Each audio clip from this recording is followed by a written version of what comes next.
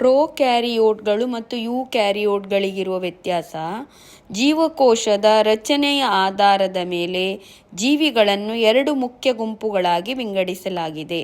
ಪ್ರೊಕ್ಯಾರಿಯೋಟ್ಗಳು ಅಂದರೆ ಪ್ರಾಥಮಿಕ ಜೀವಕೋಶಗಳು ಮತ್ತು ಯೂಕ್ಯಾರಿಯೋಟ್ಗಳು ಅಂದರೆ ಸುಧಾರಿತ ಜೀವಕೋಶಗಳು.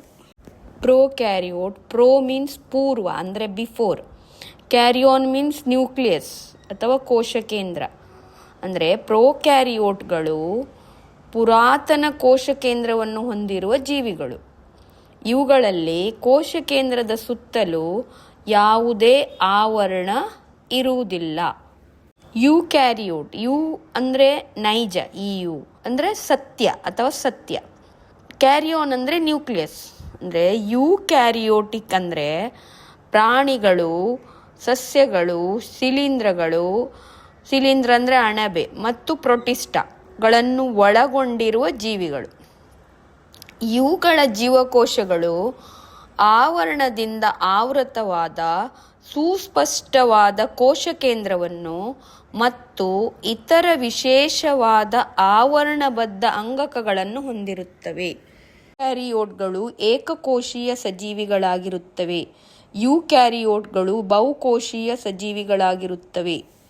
ಯೂಕ್ಯಾರಿಯೋಟ್ಗಳ ಗಾತ್ರ ಸಾಮಾನ್ಯವಾಗಿ ಸಣ್ಣದಾಗಿರುತ್ತದೆ, ಅಂದರೆ 1 ರಿಂದ 10 ಮೈಕ್ರೋಮೀಟರ್. ಯೂಕ್ಯಾರಿಯೋಟ್ಗಳ ಗಾತ್ರ ದೊಡ್ಡದಾಗಿರುತ್ತದೆ, ಅಂದರೆ 1 ರಿಂದ 100 ಮೈಕ್ರೋಮೀಟರ್. ಪ್ರೊಕ್ಯಾರಿಯೋಟ್ಗಳಲ್ಲಿ ನಿರ್ದಿಷ್ಟವಾದ ಕೋಶ ಕೇಂದ್ರ ಅಂದರೆ ನ್ಯೂಕ್ಲಿಯಸ್ ಇರುವುದಿಲ್ಲ. ಯೂಕ್ಯಾರಿಯೋಟ್ಗಳಲ್ಲಿ ಸ್ಪಷ್ಟವಾದ ಕೋಶ ಕೇಂದ್ರ ಇರ್ತದೆ ಮತ್ತು ಕೋಶ ಕೇಂದ್ರದ ಆವರಣ ಸಹ ಇರ್ತದೆ. ಕ್ಯಾರಿಯೋಟ್ಗಳಲ್ಲಿ ಕ್ರೋಮೋಸೋಮ್ಸ್ ಅಂದರೆ ವರ್ಣತಂತು ಒಂದೇ ಮತ್ತು ವೃತ್ತಾಕಾರವಾಗಿರುತ್ತದೆ. ಯೂಕ್ಯಾರಿಯೋಟ್ಗಳಲ್ಲಿ ಕ್ರೋಮೋಸೋಮ್ಸ್ ಅಂದರೆ ವರ್ಣತಂತು ಒಂದಕ್ಕಿಂತ ಹೆಚ್ಚು ಮತ್ತು ಎಳೆಯಂತಿರುತ್ತದೆ. ಪ್ರೊಕ್ಯಾರಿಯೋಟ್ಗಳಲ್ಲಿ ಕೋಶ ವಿಭಜನೆಯು ಕೇವಲ ದ್ವಿದಳನ ಅಥವಾ ಬೈನರಿ ಫಿಷನ್ ಪ್ರಕ್ರಿಯೆಯಿಂದ ಉಂಟಾಗುತ್ತದೆ. ಯೂಕ್ಯಾರಿಯೋಟ್ಗಳಲ್ಲಿ ಕೋಶ ವಿಭಜನೆಯ ಪ್ರಕಾರವು ಮೈಟೋಸಿಸ್ ಮತ್ತು ಮಿಯೋಸಿಸ್ ಆಗಿರುತ್ತದೆ. ಪ್ರೊಕ್ಯಾರಿಯೋಟ್ಗಳಲ್ಲಿ ಆವರಣಯುಕ್ತ ಅಂಗಕಗಳು ಅಂದರೆ ಮೈಟೊಕಾಂಡ್ರಿಯಾ, ಪ್ಲಾಸ್ಟಿಡ್ ಇರುವುದಿಲ್ಲ. ಯೂಕ್ಯಾರಿಯೋಟ್ಗಳಲ್ಲಿ ಆವರಣಯುಕ್ತ ಅಂಗಕಗಳು ಇರುತ್ತವೆ. ಕ್ಯಾರಿಯೋಟ್ಗಳಲ್ಲಿ ರೈಬೋಸೋಮ್ ತುಂಬ ಸಣ್ಣದಿರ್ತದೆ, ಅಂದರೆ 70S ರೈಬೋಸೋಮ್ ಇರ್ತದೆ.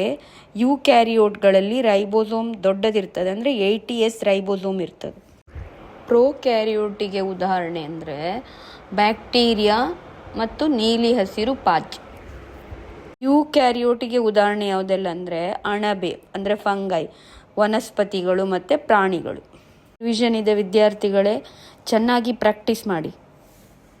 PDF ಲಿಂಕ್ಸ್ ಡಿಸ್ಕ್ರಿಪ್ಷನ್ ಬಾಕ್ಸಲ್ಲಿದೆ ವಿದ್ಯಾರ್ಥಿಗಳೇ.